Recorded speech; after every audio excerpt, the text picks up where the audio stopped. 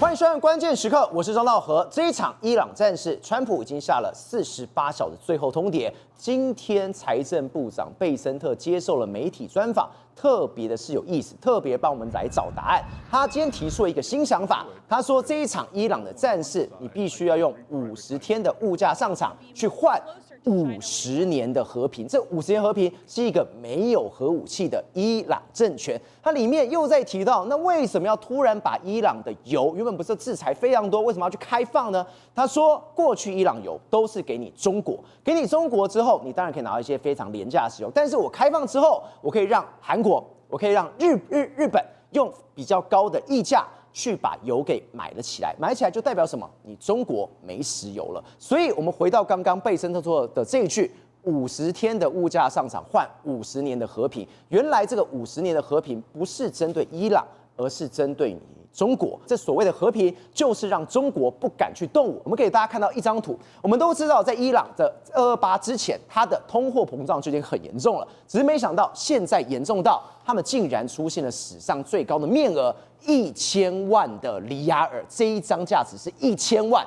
那你说这个金额是多少呢？换算台币大概才220块，你就知道它的通货膨胀非常的严重，就是伊朗要准备垮台的时候。所以今天《华尔街日报》是有个标题，他说伊朗他根本自认胜券在握，但是这个胜券在握，他从头到尾都是一个误判。好，我们现在介绍今天来宾，第一位财经专家黄世聪，大家好；专家林廷辉，大家好；资深媒体人吕国珍，大家好；资深媒体人吴正峰，大家好。好，最后一位是全球防卫杂志采访主任陈国敏，大家好。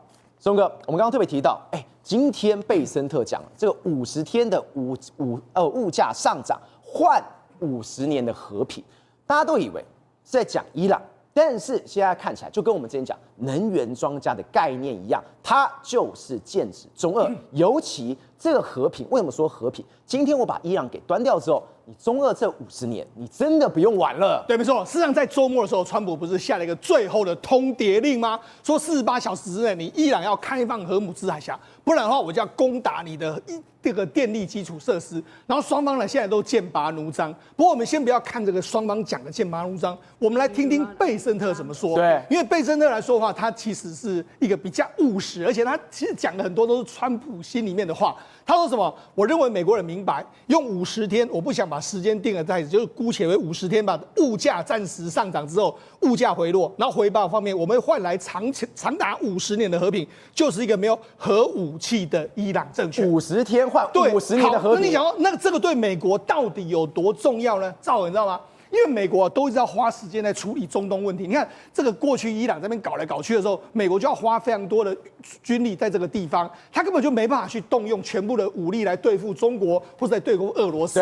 那假设未来中东没有这些困扰之后，中东国家搞不好跟我站在一起的时候，我们可以对抗谁啊？我们可以对抗中国啊，可以对抗俄罗斯啊。包括说，你看中东有油远，油远可以讲对抗俄罗斯。为什么？因为中东油远一旦被美国掌握之后，你看最近呢，俄罗斯不是很嚣张吗？说啊，我跟你讲啦，欧洲的这些国家，我给你断天然气。好，所以欧洲根本不敢站在美国这一边啊。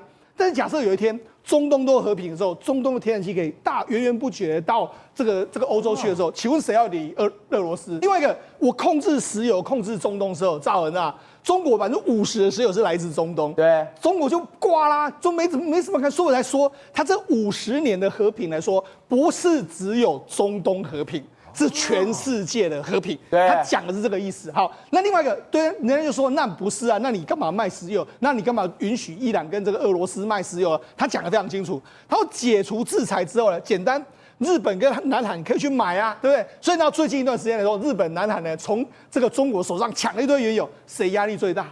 中国压力最大啊！他不是我们都以为中国跟伊朗不是铁杆的吗？没想到在金钱下面。伊朗是会倒戈的，当然啦、邪恶轴心就是为了利益可以出卖盟友。再来就是说，贝森特说，如果我们知道这个所谓账户，我们都知道嘛，对，你未来把这个钱汇到哪里去，我们就知道那个账户，我们把那封锁起来就好了嘛。所以就讲，贝森特有讲非常多的这个美国的算盘，所以才跟你说，目前为止美国的想法，我觉得大概是这样子。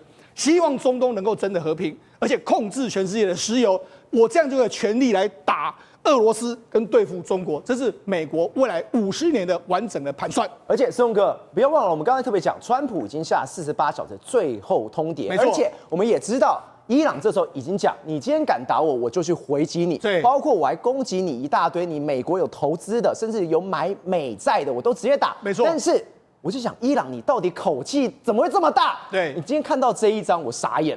我们都知道它的通货膨胀在之前游行抗议的时候就很严重。对，只没想到今天吓死了。1000万的里亚尔出来了，没错，你看，川普不是下最后通牒？照理说，你伊朗来说，应该要丢回去，没有，他为什么敢这样子跟你这个画虾呢？我认为伊朗已经最后的挣扎了，鱼死网破。对，因为他是目前为止来说，经济处在一个崩溃的边缘。为什么这样讲？你看原本呢，伊朗在过去一段时间，我们今年不是爆发过非常多次的游行示威？为什么？就是通货膨胀。对，他们2月初了推了一个500万里亚尔的这个纸币。就没有500万里亚尔纸币不够用啊！你知道，他们现在居然推出了1000万。我们从2月到现在为止来说，你看通膨多严重。对，原本最大面额是500万，现在变成是1000万，你就知道伊朗人过了多么辛苦。对，那你看这是个10、100、千万、10万、100万、千万，这不是我们乱讲哦，真的是1000万里亚尔哈。那你想到1000万里亚尔来说，很值钱？没有，它就是美金7块。美金7块来说，我们乘以简单的30来说啊，就是210块，大概220、230左右台币。200块台币可以拿1000万的里亚尔，所以你就知道，事实上你就知道目前为止来说话，伊朗的货币处在一个崩盘的。为什么这样说？因为第一个。目前为止，伊朗大概拿不到任何东西，他们目前的资源大幅的短缺，连他们自己的油可能都短缺，所有东西都没有，所以通货膨胀很厉害，所以还印出这样的钞票。那尤其是我们不知道之前来说，美军不是封锁伊朗的网络啊，封锁伊朗的银行，所以他们现在很多银行网络都没有啦，ATM 都没法运转啦，直接当掉，没用了。所以我就说黑的屏幕。对，那他这个要对谁呢？这个当然要对革命卫队，因为革命卫队的钱我不让你领，你没办法用，所以。而且你用了也没用，因为你看现在1000万，你请问你革命卫队领多少薪水？你要拿多少去换？所以他等于是用这样的方式呢，你伊朗人目前为止民心已经开始摇摇欲坠了嘛哈。好，那我就说狠话当然要说尽，对不对？他就说什么？现在目前伊朗就说好，你美国敢打我，你看我去炸沙特阿拉伯那些的海水淡化，我都敢炸，再炸这个所谓石油我都敢炸。他还说什么？这个伊朗的国务议长就说，除了军事基地之外，那些为美国军事基地预算提供资金的金融机构，对，也就是合法打击的目标，购买那些债券，就美债，等于是购买一场对你总部跟资产的打击。他连美债都管啊，所以他说，可是问题是赵尔他讲到这样有用吗？根本没有人理你啊！为什么？没有人会相信你真的可以打那些美债？我跟你讲。大家都在买美债，连中国公司都买美债。那请问你要打中国公司吗？而且最讽刺的是什么？是澳洲的金融机构直接讲，对我完全不会相信。是啊，他送他4个字：眼见为凭。当然了，你真的再打再说吧。当然不可能。我跟你讲，你这样要打多少公司啊？对，所以这不可能。几乎每一家公司都有这个美债。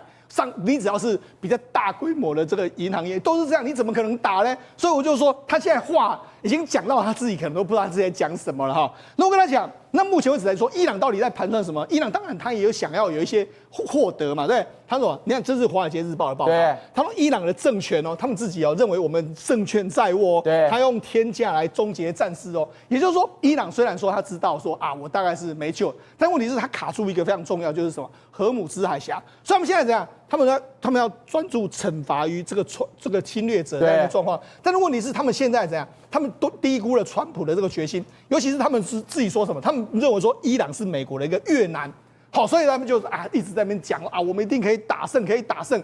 他们认为说，这种狂妄自大很危险，因为他们不够聪明，无法了解川普不会让他们赢，然后他们不明白他愿意走多远的一个状况。就是川普他认为说什么？《华尔街日报》认为伊朗现在所有的行为跟想法都是误判。对他们认为说，川普你一定会踏扣，然后川普你一定会这个退让。可是问题是，现在川普显然他的决心是相当的强的哈。那好，那目前为止，你看革命卫队他们目前为止不是一直不断的威胁以色列跟这个美国吗？对，就照你看，他们都是这样子。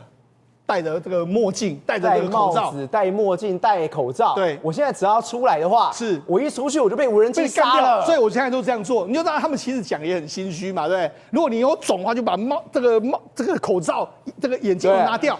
问题是不敢嘛。他真的包很紧对呀，没错。好，那我跟他讲，这我为什么说目前为止伊朗是一个这个看起来好像很强，但其实实力不怎么样？你看，这是美国中央军区说什么？他说呢，美军到目前为止已经执行了8000次的战斗任务，没有任何军机被伊朗击落。所以那些什么伊朗，伊朗不是一直讲说，我要攻击了什么林肯号什么，那都是假的。然后什么 F-35怎样，他们美国没有，都没有，一台都没有。好，那反的是怎样？美国跟以色列现在大幅的空袭伊朗的基地，譬如说这个叫德富兹富尔的这个空军基地，对，不断的给你炸，而且他这已经炸了2次哦。为什么炸了2次呢？因为这个事实上是伊朗反舰导弹的一个非常重要的，就是这个画面一炸下去之后，它第2次还有一个震波，对，没错，它一直不断的炸，它这主要太可怕了，主要就是炸了之后要控制你相关的这个石油资源的这个非常重要的这个管道，对，还有利用这个来清，因为这里面来说的话，你有很多军营来说，你有非常多武器弹药在这边，我等一次把你炸掉。你看他们出动什么？我怀疑这些可能都是钻地弹。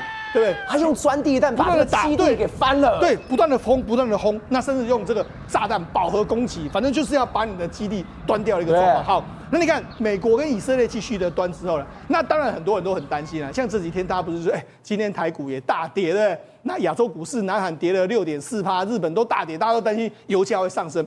现在油价已经来到每一桶，以西德州来说的话，大概是100块左右，大家很担心，会不会再往上冲啊？我跟他讲啦。或许短时间之内真的有可能会上冲下洗，但是呢，这一次会不会变成是所谓石油危机？实际上对川普来讲，川普现在在意的是什么？贝森特不是说吗？50天50天的上涨就好了哈，我们换50年，用这样来跟美国人说服。你看过去呢，油价大涨，你看第一次石油危机啊，第2次石油危机啊，那时候你看他们有都是长期的这个禁运，然后这个能源失控，对不对？那都是这样。这一次根本不会有这样的状况，而且你可以看到一个最关键，第一次石油危机的时候，标普500这边跌了48%，第2次石油危机27%，海湾战争上面跌了20%，对。但是你可以看到现在的确股市有在跌，但是2026美伊战争目前是3.2%到4.6%，所以这就是川普他为什么他的信心来源在哪里？他目前为止还针对很多地方在进行一个猛烈攻击，什么地方呢？我们不是讲吗？有一个哈尔克岛，对，哈尔克岛目前为止来说，他们有可能会夺取这个哈尔克岛。另外一个是什么？我们不是说在波斯湾中有一个克什姆岛，对，克什姆岛里面有一个非常重要的叫阿巴斯港，对，阿巴斯港是什么？阿巴斯港是这个伊朗非常重要的战略基地，它同时间也是伊朗的大型的这个炼油中心啊，还有钢铁厂啊，还有这个化学工厂的这个状况。美国就这样直接轰，狂轰滥炸，狂轰滥炸，而且这不是他第一次被轰喽，对，等于是第2次针对阿巴斯，这个被称作海上丝路珍珠的港口进行大规模的轰炸。你看它不断的轰炸，你看这边有这个空军基地嘛，对，有海军基地嘛，这边还有个空军基地，它就不断的，然后这边都是炼油厂，这边还有海军基地，它就不断的炸。因为这个地方来说是波斯湾非常重要的这个地方，等于过去包括说中国的海上丝路或者过去的港这个。经过波斯湾都会来到这个港口，所以不断的炸。好，所以我就讲，现在等于是把这个克什姆岛里面的这个所谓阿巴斯港把它炸烂，把所有的基础设施炸烂之后，让你看，你即使有油，你也没办法炼。然后另外就是哈尔克岛，哈尔克岛的话，我占据哈尔克岛的时候，你就没有油了。所以等于现在他用经济逼死你，这个图就非常明确。你看这个是这个荷姆兹海峡，波斯湾，对不对？那阿巴斯港就在这边，就是在这个克什姆岛这个地方，就是我们就说控制荷姆兹海峡这个岛，就是克什姆岛，它是刚好在它里面。对，所以等于是如果你放大，你就知道说这个地方非常重要。美国现在狂轰滥炸，等于是把你克什姆岛的后援先把它炸掉的意思啊！哈。那除了这个之外来说的话，美军现在在等什么呢？他现在在等这个远征部队来。好，目前为止来说，不是有这个迪里波里号来了吗？迪里波里号来的话，你看美国可以利用这一支部队，就是31元陆战队，他要夺岛，他要夺很多岛。你看，我们不是说吗？哈克岛他可以夺。这个夺下来的话，伊朗大概就会跟你投降，因为我的石油被你控制。克什姆岛我也可以夺啊，夺了之后来说，你伊朗就控制不了这个所谓的荷姆兹海峡，我很多东西都可以夺，甚至我可以空战进去里面来说，我们不是有82的这个空降旅可以去夺你的这个核设施。虽然说，其实现在目前为止来说啊，已经进入了战事的尾声阶段，我认为是这样。但是呢，反而是在战事的尾声阶段，你要了解川普这个人。川普这个人来说的话，就是他绝对会把这个声势拉到最高点，让大家都害怕。对，你看现在美军呢，还故意在出动什么 B-52轰炸机，你看用那个画面给你看，你看 B-52轰炸机，你看我下面可以挂多少的这个 JASM 的这个炸弹这样一个状况，然后还说什么 AGM-158也挂在这上面，我们就要去给你对你进行的饱和攻击，用这样来恐吓伊朗啊，就说你看我我要攻击你的电力设施，要从最大的开始做。我不是讲假，我是讲真的。你看，他就出动飞机，这样不断的飞，这样拍给你看，对，给你恫吓，对不对？好，那我就想，我们要了解川普的个性，川普的个性就是这个样子。照我们不是讲吗？之前不是他一直威胁说，啊，你们这个荷姆海峡，你们这些国家不护航就算了，我们美军自己来。讲到这样之后，你看现在怎么样？22个国家就说我们要护航荷姆斯海峡，对，这么多国家，这比我们过去看的原本大家都没有参加，现在英国、法国、德国、意大利、荷兰、日本、加拿大、韩国、纽西兰、丹麦、拉脱维亚、斯洛维尼亚、爱沙尼亚、挪威、瑞典、芬兰、捷克、罗马尼亚、巴林、立陶宛、澳洲、阿拉伯联合大公国，全部都写声明了。为什么？因为川普生气了嘛，川普就说好啊，你们不护航，那我就不要护航嘛，大鱼死网破。你看大家就害怕。你看，连英国都来了，英国都说好了，核潜舰都来了。核潜舰，你看安森号，他就准备要来到中东，他可以搭载战斧飞弹，战斧飞弹来说，可以长期攻击长城的攻击，甚至你看原本的沙特阿拉伯还有阿联酋，他们现在讲，他们也支持美伊战争，所以你看，他们就讲原本都是没关系，但是打到现在为止来说，大家完全都默默的就站在川普的身边。对，所以来跟你讲，川普打到目前为止来说，我觉得美军至少都已经站在一个所谓不败之地。我们刚刚特别提到，在这一次的战争里面，我们看到用能源去压迫出来。你说这一场战事根本就是一个金融战争。为什么叫金融战争？我们刚刚看到那个里亚尔1000万的纸币出来之后，全世界都吓一跳，尤其一个国家非常的关注。你说这个国家叫中国。中国为什么这么关注？第一个，你说，因为他没想到伊朗你真的一副快要垮；第二是你伊朗垮化，接下来就轮到我。伊朗跟中国的关系这么样的深，这就如同我们刚刚贝森特讲的，50天的物价上涨换50年的和平，它真的所有都对中国来的。对，当伊朗快要变成辛巴威1000万出来，再来可能1亿的话，中国可能要倒大霉。所以今天这个新闻一出来，中国媒体是特别关心，而且到处讨论的非常的多。是为什么？因为他们要赶紧想要跟伊朗经济切割，如果不切割，中国了要被拖下去了。而且中国在伊朗投资的几百亿美金，可能要打水漂。为什么会这样啊？我们先来看这个货币出来，其实是一个极限金融战，因为美国封锁之下。伊朗不断的货币贬值，货币贬值之下的民不聊生。你知道去年12月，它通膨就涨了42%，那是什么概念吗？一个建筑工人，他本来一箱鸡蛋要15万托尔，大概是10里亚尔，那现在要50万，等于涨了3倍。对，他是买鸡蛋填饱肚子哦，现在是连鸡蛋都吃不起了，就不用讲鸡肉跟牛肉了，他连买鸡蛋都没办法吃，对，都没有钱了，对。这就是去年12月发生的事情。那他就干了什么事情？接下来金融战打下去之后，到了最近的50天，你知道伊朗不是只印一次1000万的里亚尔，其实在50天前他们印过500万的。你知道这是什么概念？你知道吗？货币不断的快速贬值，以前你可能最高100万，现在变成500万，再来印1000万。你很快会像辛巴威。为什么大家会说它像辛巴威？因为它会印一张1亿的。那你要想，你辛苦打拼了一辈子，你可能只赚了几百万、几千万，一夜之间1亿出来，你所有的资产都会归零。那光2月这场战争2月整个伊朗通膨有多严重呢？食品通膨110%。我刚才讲的是12月2月又涨110%，面包跟肉类跟食用油是翻倍再涨。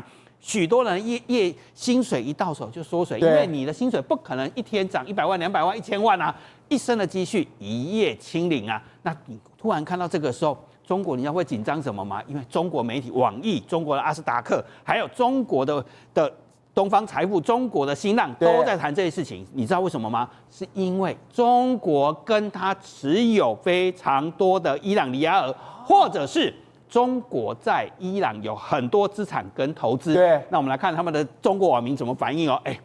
牛逼耶！出门就是要扛一布袋的麻袋的钱，因为鸡蛋要太多，我只能这样子背着走的。对，好，一个面包多少钱？你知道吗？100万里亚尔，整整100万。中国人很聪明，他怎么知道？好，这里就有一个专家了，辽宁大连了，中国持有的伊朗货币要变味升值了。中国持有伊朗货币，还有在浙江杭州做生意的特别多。我已经有成为亿万富翁的做好准备了，代表什么？他有很多钱，还有没有几天活路了，巨额钞票比冥币还要夸张。所以等于是因为中国跟伊朗做非常多的生意，所以他这边有很多的里亚尔。当里亚尔一直在通货膨胀，一直在贬值的时候，现在中国拿的那些里亚尔就跟伊朗人一样。都变成废纸了，好，钱没办法拿回来了。没错，那很多中国人会说，我有义务嘛，我换成人民币计价。可是双方在谈合约的时候，其实还是有个规则，你是用你的货币报价，我是用人民币报价。可是你在报价的时候，我没有去算过你货币贬值的损失，所以我本来可能赚30%、50%，可是没想到你一夜贬了超过100%。我可能会赔钱，赔惨了，赔惨，因为我本来只打算赚你1亿里亚尔，可是你1亿现在已经值5000万了，对，那不是减一半吗？那我中国跟你做生意的，其实就会出大问题，而且更惨的是包亏的啊！你现在买进里亚尔会不会大赚？每年通膨都20%，感应一年都加1个零，你知道吗？就我说了500万、1000万。好，那中国人还有什么？还有很多中国企业上百家在那边呢。他们一部分持有什么里亚尔，是当地的员工的薪水，你还是持有里亚尔，不然你怎么发薪水？你怎么给当地人？那中国上百家企业在那边很多的里亚尔，这些都可能要变成泡影。还有再来，等到伊朗经济崩溃的时候，他会干什么事情？你知道吗？就是会禁止你外汇跟外部资金把钱汇出去，你所有的投资在那边了，你可能会没收。那我再来跟你讲更可怕的场景是，台商以前在海地，你知道当国家经济崩溃的时候，他们干了什么事情？什么事？直接抢去帽子大王的工厂，直接去把人家帽子工厂全部抢成一通。伊朗快要面临，你说那个货会直接把它搬走，那钱完全不会值钱了，但货还有值钱。我先讲，然后你说你看到的是伊朗接下来会开始大暴动，因为金融战再来就是经济崩溃，因为它已经进到了经济崩溃的前奏了，1000万再1兆，1亿1兆都会出现。再来就是跟当年一样，暴民，你吃不起，你吃不饱的时候，你怎样？去抢中国的工厂，所以不只是你手上持有里亚尔会出问题，你跟伊朗经济关系这么的密切，到时候人家就抢你的工厂，然后把你的资产扣押下来。体育老师，我们刚刚特别提到贝森特讲50年和平这件事情，你说他们根本是有计算过，而且是精算过，他非常会搞一些什么，把邪恶轴心给分崩离析掉。今天为什么那么急着要把伊朗端起来？因为伊朗端了起来之后，当你中国跟俄国都需要能源的时候，大家会开始互咬的。我们也没办法想过，伊朗竟然会为了钱，完全跟中国撕破脸，给你的石油，我因为钱，我转弯了，我就不要给你了。对，我们每天看这个川普讲话哈，一会这样子，一会那样子，你几乎捉摸不定到底川普他到底哪时候要结束这个战争。对，所以怎么办呢？你只能从他的阁员，从他旁边的幕僚，他讲话，然后去推敲出有可能在什么时候会结束这个战争哦。今天贝森特出来讲的这句话，事实上全世界都在关注。为什么呢？因为他说，如果你用了50天这个所谓的价格上涨，它指的是通膨了哈，大家忍受一下，你就忍着50天。50天之后呢，那通膨压力就下来的话，那这时候呢，以后可以换取50年的这个价格的稳定，对，那不就很划算吗？如果以这一笔生意来算的话，不就是最划算的生意吗？那代表什么意思？战争是不是打50天左右而已？对，如果从228开始算的话，你算50天的话，是不是算到4月中左右？那现在也就差不多。那所以是什么意思呢？因为贝森特记不记得上一次在接受什么战情室访问的时候，后来被总统叫进去了。对，总统叫进去之后又跑出来了，结果呢，2个小时跑出来之后，开始面对记者，我们从来没有看过贝森特支支吾吾的发抖，然后呢怎么样？你知道吗？有钱人像他这种有钱人啊，会发抖的原因是什么？因为都伤及到他的钱了，他的钱被伤到的时候就会发抖。不然的话，打仗关他什么事情？对不对？所以打仗而引起的钱的损失，这对华尔街来讲，对有钱人来讲的话，才会瑟瑟发抖，是不是？所以，金伟老师，你的意思说，就是你看到这画面的时候，贝森特他讲话开始有颤抖，还问他说：“你的压力非常非常大。”结果他开始就变得怪怪的了。对，那为什么呢？因为他从川普那边绝对听到了一些我们听不到的东西。而川普那些的计划，他的这个所谓的计划案，他的这个时程怎么规划？现在，他慢慢的去帮我们讲出一些东西出来，所以我们才说这50天非常重要哦。原来他是不是川普有一个大的计谋？我们就推敲一下，假设如果现在这个油价还是持续在100块一桶以上，对，那如果能够持续一段时间，持续50天的以上的话，当然各国现在状况摆出了嘛，你看泰国、越南、东南亚国家都撑不住了嘛，那这时候呢，中国难道就撑得住吗？好，我们看到中国怎么撑？中国你以前买的石油从哪里来的？从俄罗斯，对，从伊朗过来的。那今天来讲的话，伊朗现在他告诉你一件事情，他说要把那个什么1.4亿桶的这个油，现在目前在海上的伊朗这个油，然后现在呢，就全部解禁了。全部什么叫解禁了？都可以买，就是大家都可以买。对。那这时候呢，他就说一句话，他说日本、韩国来买的话，与其让中国买的话，倒不如让日本跟韩国来买。对。那这句话是什么意思？就是不让中国买油嘛。我不给你油。对。那如果价格高的情况之下，中国一向都是用低价跟人家买油嘛，比如说跟伊朗是用45块一桶买油，那这时候100多块。日本、韩国抢着要的情况之下，中国抢得赢吗？中国抢不赢。中国长期就是用低价跟俄罗斯、跟伊朗买油，对不对？好，那接下来另外一个提供他油的是谁？就俄罗斯嘛。对。俄罗斯的普丁看到说，哇，全世界大家都在赚钱，大家的油都一桶100多块，我为什么要便宜卖给中国？对不对？他开始会不会去跟川普讲说，好了，兄弟，你把我解禁了好了，我现在来讲的话，我也要一起赚钱，这是不就分化了中国跟俄罗斯之间的关系吗？对，所以这个是大的战略当中，不就是川普现在说，先维持一个高价的原有的一个局面来讲的话，去打破中俄之间的结盟，跟打破这个伊朗跟中国之间的关系，不是吗？对，那就是石油就是一个敲门砖，就把它撬开了嘛。撬开之后呢，将军就等于是中国，就习近平了嘛，因为你没有能力用低价的东西跟人家买油，因为日本、韩国很多国家都有钱，都去跟他买油嘛。对，所以这个策略就是说，当油价维持在一个高点的时候，这时候中国会承受不了的。那一段时间50天之后，大家撑过去了，这时候呢，中国垮了，然后呢，伊朗其实他虽然讲说是伊朗政权没有办法拥有核武，但事实上呢，大家都知道说这一盘局全部最后指向的是中国。对，所以到时候中国你无法作乱的情况之下，这50天后，你中国经济会不会就垮下来了？所以他有这个问题情况下，美国看得非常清楚，我唯一能够掐住中国脖子的就是采用这种方式。对。宏观取材，厘清真相，犀利精准，深入剖析，时刻掌握关键新闻时事，不漏接。老时段，新气象，我是钟浩和，关键时刻2.0，全新出击。